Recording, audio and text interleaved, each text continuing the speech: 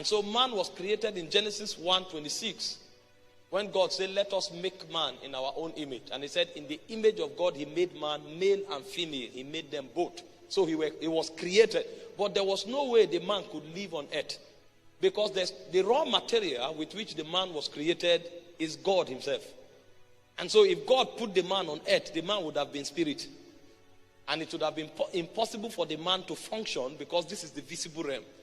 And so God created the man and left the man inside him and came to the dust.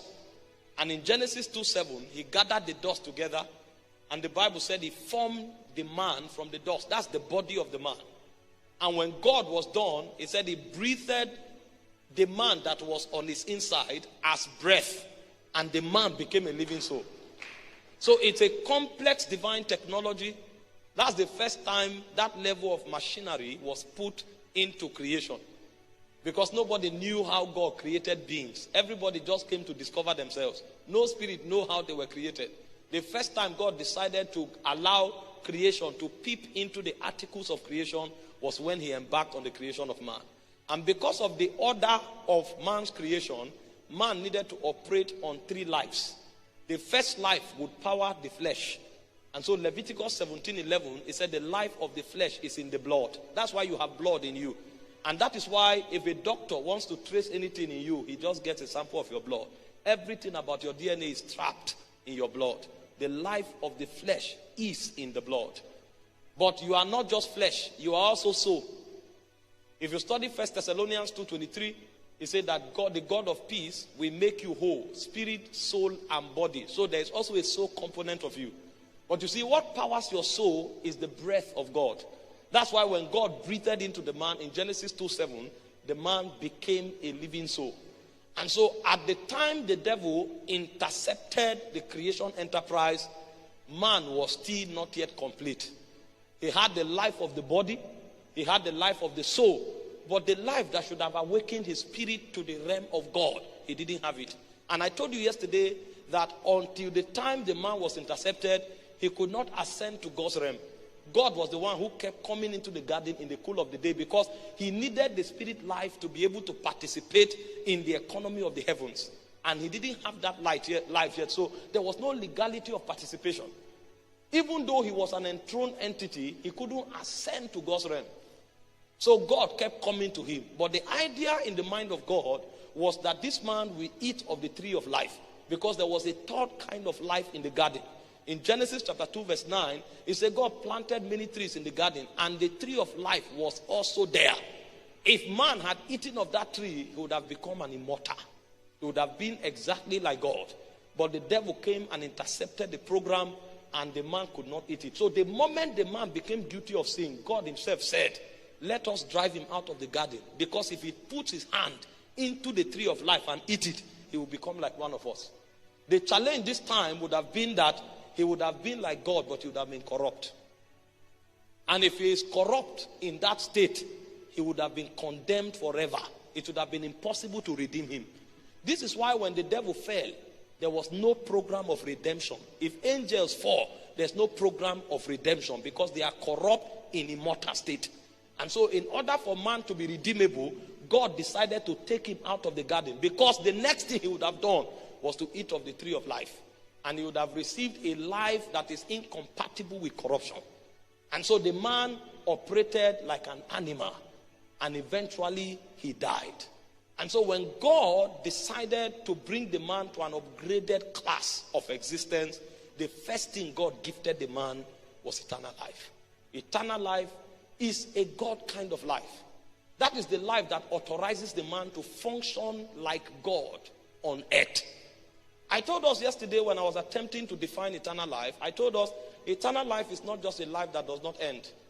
When you study the Bible, there are many verses where you find that word used as everlasting life, indicative of the fact that the life does not end.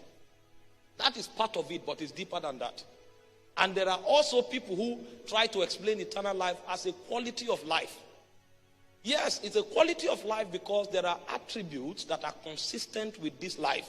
But you see, it's not just a quality of life.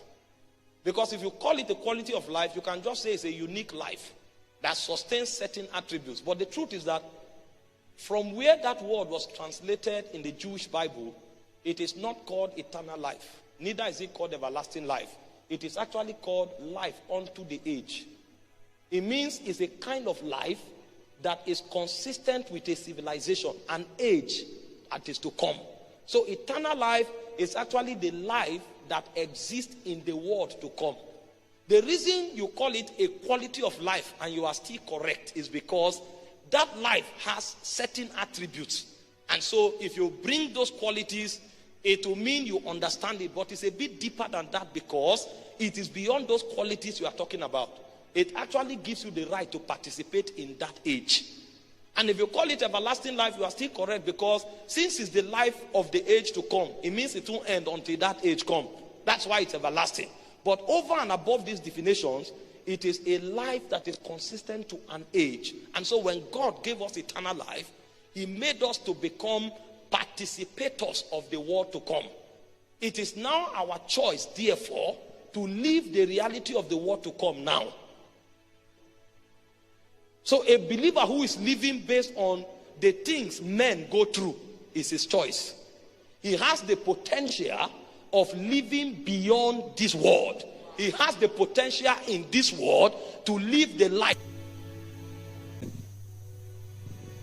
And so I said, eternal life is access into the resources of the age to come. And so a man who has eternal life can in this life live like a creature that has raptured.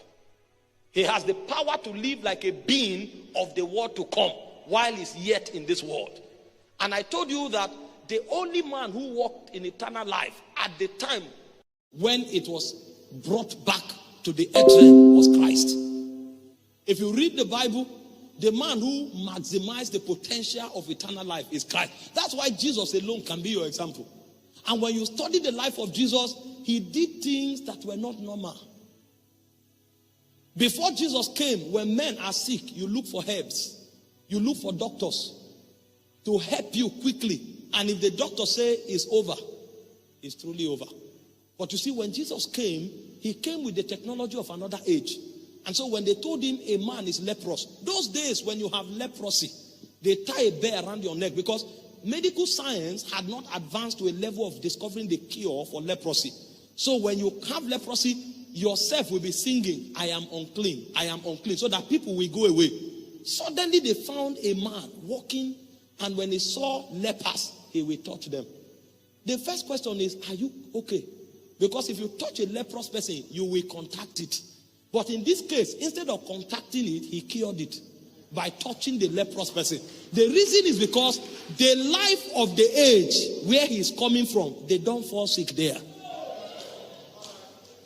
That's eternal life. So when he touches the sick person, he imparts the quality of that age into that person.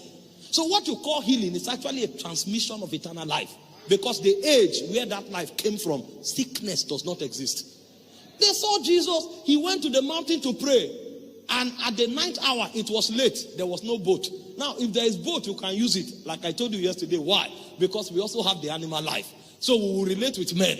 But in case what men are doing no longer works, we can't be stranded. So when there was no boat anymore, the disciples suddenly, who went 9 hours earlier, saw somebody walking on the water. And they say it's a ghost. And they started screaming. And he said, no, it's me. I'm not a ghost. The life I operate in, we walk on water too. I'm sharing this because I'm trying to make a point that we are not growing in Christianity. In our day today, even if we are doing church growth conference, it's about number. All the strategy, I've been online studying church growth. Everything you find about church growth is numerical growth. So there are 1 million people and they are babes. That's why even when we gather in VG, we are singing and shouting. The principalities are not moved. Imagine if 1 million infants gather together and start saying the president of Ghana must be removed. You'll see 1 million infants with pampers and say, we no go agree, we no go agree. You will say, quickly help them. They will help them. That's what is happening. You people, they say number, and we gather in vigil. We will change this nation. And the angels are, these are people with pampers. They are calling things they don't know. Help them. Because church growth is about number, not about stature. We have not taught people how to maximize eternal life.